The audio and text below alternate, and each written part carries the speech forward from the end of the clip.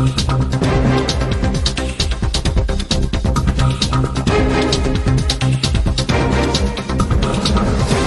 மாவட்டத்தில் பின்னலாடை நிறுவனத்தில் பயங்கர தீ விபத்து ஏற்பட்டிருக்கிறது. இது குறித்த கூடுதல் விவரங்களோடு இணைகிறார் நமது செய்தியாளர் பாலாஜி. பாலாஜி, இந்த தீ விபத்து எப்படி நேரிட்டது? விவரங்களை பதிவு பண்ணலாம்.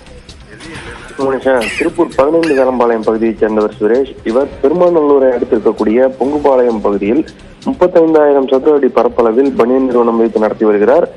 வெளிநாடுகளுக்கு பனியன் ஆடைகளை தயாரித்து அனுப்பி வைக்கக்கூடிய பணிகள் இந்த நிறுவனத்தில் நடைபெற்று வரக்கூடிய சூழ்நிலையில் நேற்று இரவு வழக்கம் போல பனியன் நிறுவனத்தை பூட்டிவிட்டு சென்ற நிலையில் இன்று அதிகாலை சுமார் 4 மணி அளவில் பனியன் நிறுவனத்தில் தீ பிடித்து கொழுந்துவிட்டு எரிய துவங்கியுள்ளது. இதனை கண்ட அப்பகுதி பொதுமக்கள் உடனடியாக தீயணைப்புத் துறையினருக்கும் போலீசாருக்கும் தகவல் தெரிவித்தனர்.